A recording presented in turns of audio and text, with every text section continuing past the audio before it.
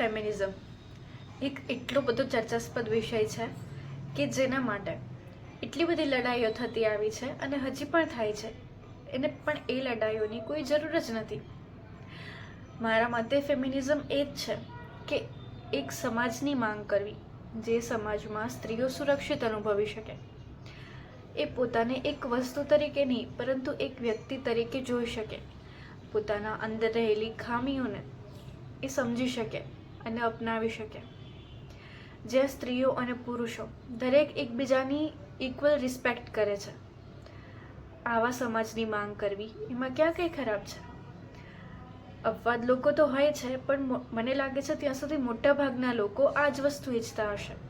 તો આવો સમાજ બનવામાં અને આવા સમાજની ઈચ્છા ધરાવવામાં ખોટું શું છે? એમાં લડાઈ કરવા જેવું શું છે? કેટલીક વસ્તુ એવી હોય છે કે જેના પર ખાલી સ્ત્રી કે ખાલી પુરુષોનો હક નથી હોતો, પરંતુ આ સામાન્ય જરૂરિયાતો દરેકને માટે હોવી જોઈએ, જેમ કે સ્વતંત્રતા છે, રિસ્પેક્ટ છે ખાસ કરીને, અને અમુક ક્ષેત્રોમાં સમાનતા છે. તો આ બધી વસ્તુ બેઝિક નીડ્સ છે જેના પર ખાલી સ્ત્રી કે ખાલી પુરુષોનો હક ન હોવો જોઈએ, એ બધાની જરૂરિયાત છે. તમે પણ ઘણા ઘરોમાં એવું જોયું હશે જે આજે પણ પુરુષોની જ મનમાની ચાલે છે.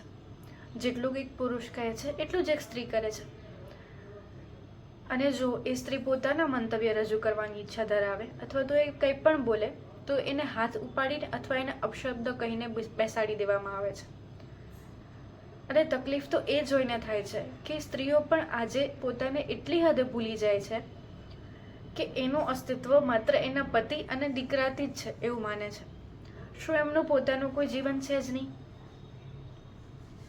જેમ પુરુષો દરેક વસ્તુમાં પોતાની મનમાની કરી શકે છે, તો સ્ત્રીઓ કેમ બીજાની મનમાની પૂરી કરવામાં જ આખું જીવન વિતાવે છે? પણ સાચું કહું ને તો એમાં ખાલી પુરુષોનો વાંક પણ નથી, કેમ કે જો એક સ્ત્રી જ પોતાનું વર્થ નથી સમજી શકતી, પોતાની કિંમત નથી સમજી શકતી, જો એ ખુદને રિસ્પેક્ટ નથી કરી શકતી, તો કોઈ બીજું કઈ રીતે કરી શકવાનું છે આ વસ્તુ? તમને શું લાગે છે કે એક માણસને એમની પોતાની કિંમત કેમ નથી સમજાતી? જો આજની એજ્યુકેશન સિસ્ટમ અને કોઈ પણ વસ્તુ છે જે તમને કાંઈ પણ શીખવે છે, એ જો તમને એટલું નથી સમજાવી શકતી કે તમારા જીવનનું મહત્ત્વ શું છે અને તમારી પોતાની કિંમત શું છે, તો એ કંઈ જ કામની નથી. માત્ર એમ જ નહીં કે સ્ત્રીઓએ એના હક માટે લડવાની જરૂર છે, પરંતુ આજે પુરુષોએ પણ એમના માટે ઘણું બધું કરવાની જરૂર છે. જેમ આજના બોયઝ છે એ પોતાની લાગણીઓને સારી રીતે વ્યક્ત કરતા જાણે છે, એમ દરેકે વ્યક્ત થવાની જરૂર છે. ઘણા લોકો તો એટલા અભિમાનથી બોલતા હોય છે કે મર્દ કો દર્દ નહીં હોતા. કેમ ભાઈ, એ માણસ નથી? શું એનામાં કોઈ લાગણીઓ નથી? એનું હૃદય શું લોખંડનું કે પથ્થરનું બનેલું છે?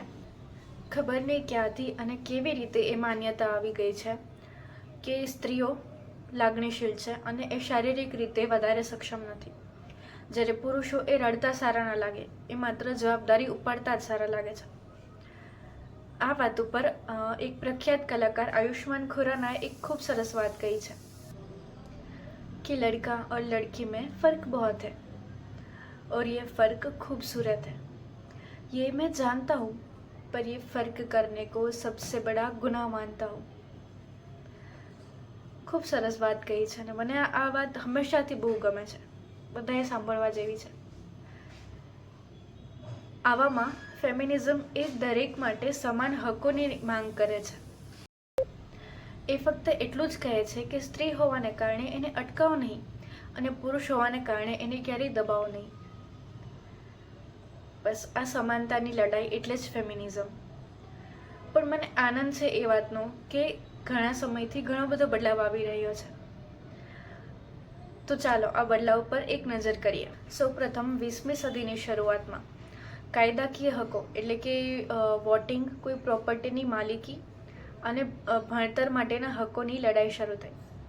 એ પછી 1960થી 1980માં વર્કપ્લેસ રાઇટ્સ એટલે કે જોબ કે બિઝનેસને લઈને હકો તથા જાતિવાદ અને ફેમિલી રોલ્સ માટેની લડાઈ શરૂ કરવામાં આવી. આ પછી 1990થી 2000ની સાલમાં સ્વતંત્રતા અને પોતાની એક અલગ ઓળખ બનાવવા માટેની લડાઈ શરૂ થઈ અને 2010થી અત્યાર સુધી સેક્સ્યુઅલ હેરેસમેન્ટ એટલે કે શારીરિક છેડછાડ, બોડી પોઝિટિવિટી અને જેન્ડર આઇડેન્ટિટી માટેની અવેરનેસ ફેલાઈ રહી છે. તો આ બધા કાર્યોને લઈને મને વ્યક્તિગત રીતે ઘણી ખુશી થાય છે કે સમાજમાં ધીરે ધીરે બદલાવ આવી રહ્યો છે. સ્ત્રીઓને લઈને જેટલો ફેરફાર કરવામાં આવ્યો છે, સ્ત્રીઓ પોતાના હક માટે જેટલું લડી રહી છે, એટલું જ પુરુષો પણ ઘણા આગળ આવી રહ્યા છે. જે એક વાક્ય કહેવાતું હતું કે બી અ જેન્ટલમેન, પણ મેનને જેન્ટલ હોવાનો કોઈ હક નથી. એ વસ્તુ ઘણા અંશે હવે બદલાઈ રહી છે. આજકાલ પુરુષો પણ પોતાની લાગણીઓ ખુલીને વ્યક્ત કરતા થયા છે અને સ્ત્રીઓ પણ છે જે એમને સપોર્ટ કરી રહી છે. જ્યારે કોઈ પુરુષ ઢીલું પડે છે, લાગણીશીલ થાય છે, તો એક સ્ત્રી પણ છે જે એને બિલકુલ જજ નથી કરતી, જે એને પોતાની દિલની લાગણીઓ વ્યક્ત થવામાં મદદ કરી રહી છે. કેમ કે અંતે તો દરેક માણસને એ જ જોઈએ છે ને કે જ્યારે એક પુરુષ થાકીને ઘરે આવે છે તો કોઈ એને સાંભળવાવાળું હોય, કોઈ એની સાથે બેસવાવાળું હોય. અને એક ઘરે રહેવાવાળી સ્ત્રી જે હંમેશા આખો દિવસ ઘરે રહીને કામ કરે છે અને એના પતિની રાહ જોવે છે, તો એ પણ એ જ ઈચ્છે છે કે એનો પતિ જ્યારે ઘરે આવશે તો એ એને રસોઈ બનાવીને જમાડે અને એનો પતિ એના એફર્ટ્સને થોડું એવું બિરદાવે. તો આમાં ખોટું શું છે? કોઈ મોટી વસ્તુ તો એવી માંગી નથી લીધી કે જે ના આપી શકાય. આ વસ્તુઓ તો બધાનો અધિકાર છે, બધાની જરૂરિયાત છે. ને ફેમિનિઝમ એ નથી કે લડાઈ જ કર્યા કરવી. ફેમિનિઝમ તો એ જ છે કે એકબીજાને સમજીને પ્રેમથી સાથે રહેવું.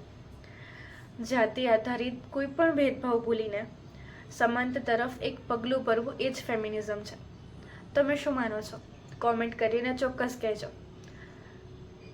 અને ખાસ કરીને જો તમારા જીવનમાં કોઈ એવો ફેરફાર આવ્યો છે કે જે તમને ફેમિનિઝમના કારણે મળ્યો છે, તો એ પણ ચોક્કસ જણાવો.